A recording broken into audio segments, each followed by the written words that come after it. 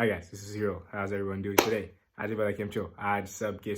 So today I'm discussing Sun's transit through the sign of Aquarius from February 13th to March 15th, okay? Around this time. So this is like a little less than 5 weeks. Okay, now, if you notice, Sun only has one sign, okay? And that's Leo. And when it's in Aquarius, it is in its opposite sign, okay? And you can watch my opposite sign video for more information on opposite sign. But opposite sign, arguably, is the worst spot for a planet materially, okay? Because materially, for a planet, it wants to be in its own sign, okay? So opposite is where it does not want to be. And especially for a planet like Sun, because it only has one sign. So there's only one opposite sign, which means it's going to be, the energies are increased for its own sign and opposite sign, okay? Also, it happens to be with the ruler of the opposite sign there as well, which is Saturn. And Saturn is very, very, very strong in where it is in Aquarius because it's at the beginning of Aquarius. And it's the strongest at the beginning of Aquarius because at the beginning of Aquarius, it's closest to Capricorn, which is its other sign. So Sun is in its opposite sign with a very strong opposite sign ruler, Saturn, okay? Now, as you guys know, I'm a very big picture person. Let's add a few more components here. The Sun's main two, I don't want to say henchmen, but followers, I guess you can say followers, are Venus and Mercury.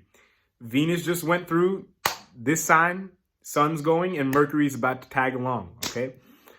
So overall, the Sun kind of feels it, right? Because these three planets, the Sun itself, Mercury, and Venus have a pretty large impact on the Sun itself, right? Because the Sun is a very important planet.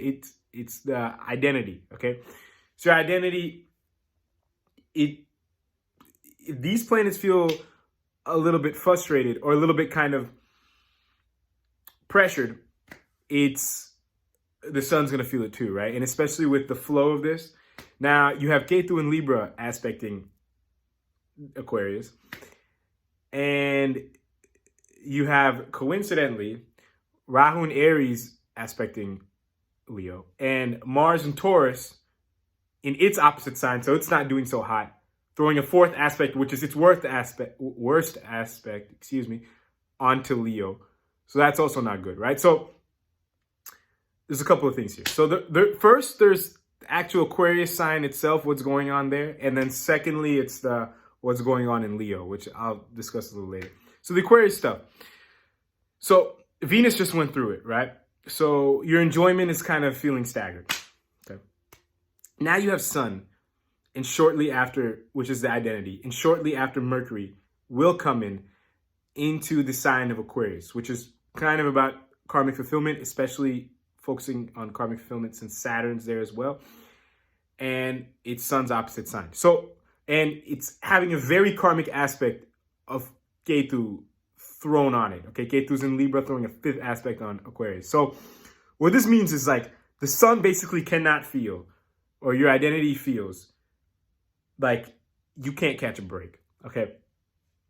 And I'm going to expand a little bit more on this. So you have to think about this. Why does Sun like Leo, right? Because the identity likes personal fulfillment. It likes things that are fulfilling to you, okay? Leo is all about self-fulfillment. So the ego, the identity, the Sun, it likes this kind of stuff, self-fulfillment, right? Now, you put it in Aquarius, the opposite sign, which is all about karmic fulfillment. It's like, dude, can you just cut me some slack? And now you have Saturn there as well. It's feeling really hammered. Dude, I need a break. I need some, I'm not going to say some pleasure. That's not the right word, but if you connect with your true, I'm not going to say true identity, but if you're able to connect with the energies of identity, you're able to know exactly what I'm talking about. And then you have Ketu throwing an aspect there as well. Very karmic aspect. So Sun is in the sign of Aquarius, which is all about karmic fulfillment. You add Saturn there, which is forcing it to really, get its shit together. That's the best way I can put it. And then you have Ketu there, kind of adding more crap to get done, I guess you can say, okay? So the Sun does not like this. The identity is not like this. and you just had Venus go through it and Mercury go through it, right? So the best approach here, hands down, is you have to detach from whatever sense of identity you have, right? That's the only way you're gonna, I'm not gonna say that's the only way you're gonna get through it, right? It's a 4 to 5 week transit. You'll probably make it through, even if you don't do this stuff. But for those of us who would like to spiritually elevate ourselves and things like that, you could use this as an opportunity to detach from whoever you think you are, okay? Whatever you think you're too good for, whatever fears are bothering your identity, things like this. You can really use this as an opportunity to detach. Now, because like I said, it's going to feel really, really pressured, okay? Especially since Mercury's there as well. Mercury's like the sun's #1 henchman. So it's like your rational intelligence is also going to feel really pressured, right? But this is where you have to use your spiritual side of you, especially because Venus is in exaltation, which is its highest spiritual direct state, and Jupiter is there as well. And Saturn is a very spiritual planet as well. So you can use this, like I said, the energies to lean more towards the spiritual, okay? And if you don't, it may not be the most fruitful spiritually for you in the long run. But like I said, life is all about choice, right? Maybe it is, maybe it isn't. You don't know. But anyways, now moving on. The second part is the sign of Leo, right? So this is Sun's main sign. And Rahu and Mars are throwing an aspect on here. Now, Rahu is throwing a 5th aspect. And Mars is interesting because it's in its opposite sign. So it's really hampered. And it's throwing its worst 4th aspect onto Leo, okay? This is not good.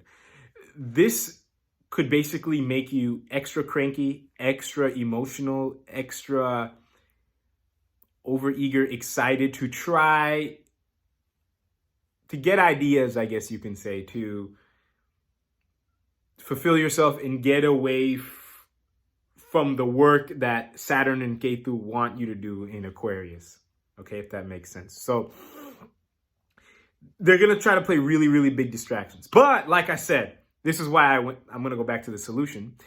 And if you detach from your sense of self, the energies of Leo are less, right? And you want them to be less here.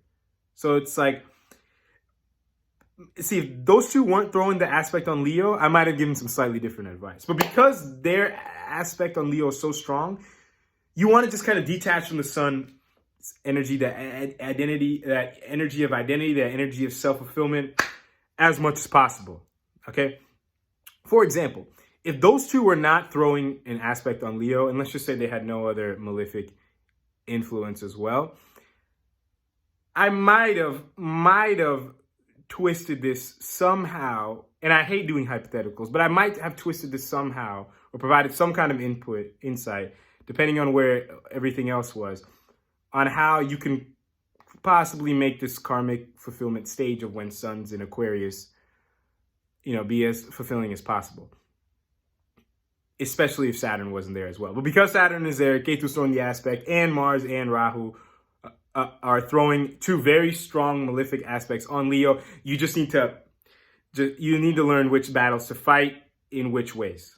Okay, and in this way, I'm telling you, most likely, and this is general advice, but for this transit, see, you got to look at everything, right? You got to look at this transit, right? There's a transit of Venus going on. You got to look at everything, then look at your dashas, your own chart placements, and make a full conclusion / analysis, personal analysis for yourself, right?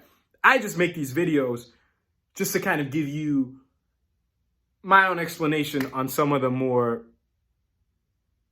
stronger energies currently going on for everyone at a general transit level, okay? But just just recognize this for what it is. It's just one aspect of what's going on. So in this sun aspect, I would encourage you to, detach from the energies of identity and self-fulfillment, right? But like I said, there's other things going on, right? In your chart, in your dashas, and everything like that. But just from this aspect, and it's important, right? Sun's a really important planet, and it's in a pretty strong spot. And unfortunately, not strong in a benefic way, probably, for most people, okay? But just take it for what it is and, do whatever. Apply this information to your life however you see fit, depending on, you know, how important this may or may not be to you, or how this may or may not affect you personally. Okay. I hope you guys kind of understood what I was trying to make there, that point at the last second. But if you have any comments or questions, as usual, you can feel free to let me know. And until next time, I'll talk to everyone later. Thank you guys so much for watching.